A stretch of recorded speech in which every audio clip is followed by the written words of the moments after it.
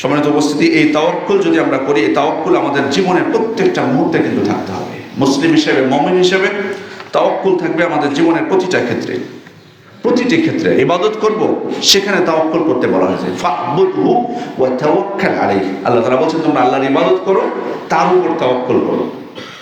ইবাদত করলেই যে আপনি মনে করবেন যে আপনি সফলতা পেয়ে গেছেন, না। ইবাদত যাতে সুন্দরভাবে সম্পন্ন করতে পারি, এই জন্য ভরসা করবো কার উপর? আল্লাহ তাআলার উপর। ইবাদত করে যাতে আমি সে ফলটা পাই, সেজন্য ভরসা করবো আল্লাহ তাআলার উপর। বিচার ফয়সালার ক্ষেত্রে আল্লাহ তাআলা তাওয়াক্কুল করতে বলছেন, ওয়াখতালাফতুম ফীহি মিন শাইইন ফাহুকমুহু ইলাল্লাহ। তোমরা যে বিষয়ে মতনৈক্য করে থাকো, সমস্যা সৃষ্টি হয় তোমাদের মধ্যে, মতবিরোধ হয়, ঝগড়া বিবাদ হয়, তার ফয়সালা আল্লাহ তাআলার কাছেই। যালিকুমুল্লাহু রাব্বী, তিনি হচ্ছেন আল্লাহ, তিনি আমার রব। আলাইহি তাওয়াক্কালতু ওয়া ইলাইহি উনীব, তার উপরই আমি ভরসা করেছি, তার কাছে আমার প্রত্যাবর্তন। তাহলে বিচার ফয়সালার ক্ষেত্রে আপনি যখন বিচার করবেন মানুষের মধ্যে, সেখানেও ভরসা করতে হবে আল্লাহ তাআলার উপর। আপনি মনে করতে পারবেন না যে আপনি প্রজ্ঞাবান, আপনার বিচারে কখনো ভুল হবে না। না, আল্লাহর উপর তাওয়াক্কুল করে আপনি বিচার ফয়সালা করবেন, যাতে আপনার বিচারটা সঠিক হয়।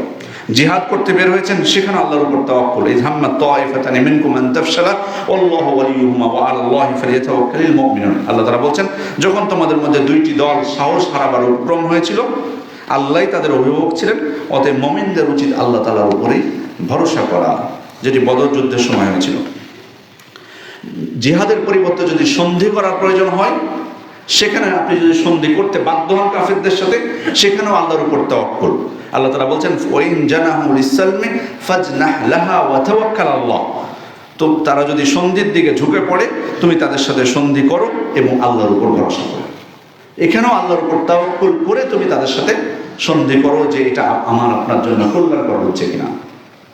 জীবিকার পরামর্শের ক্ষেত্রে তাওয়াক্কুল করা, আল্লাহ তাআলা বলছেন, ফাফু আনহুম ওয়াস্তাগফির লাহুম, তাদেরকে ক্ষমা সুন্দর দৃষ্টিতে দেখো, তাদের জন্য আল্লাহর কাছে ক্ষমা প্রার্থনা করো। ওয়াশাবিরহুম ফিল আমর, এবং তাদের সাথে গুরুত্বপূর্ণ বিষয়ে পরামর্শ করো। ফাইযা আযামতা ফাতাওয়াক্কাল আলাল্লাহ, পরামর্শ করার পর তুমি যখন দৃঢ় সিদ্ধান্ত গ্রহণ করবে, তখন আল্লাহ তাআলার উপরেই ভরসা করবে। আপনি পরামর্শ চাইলেন, আপনি ভাবলেন যে হ্যাঁ, এটা সুন্দর পরামর্শ, বা সবাই আমাকে এই পরামর্শটা দিচ্ছে, তো মনে করবেন না যে এটাই আপনার জন্য কল্যাণকর। না, আপনি গ্রহণ করেন ওইটা, কিন্তু কার উপর? আল্লাহর উপর তাওয়াক্কুল করে আপনি সেটা গ্রহণ করুন।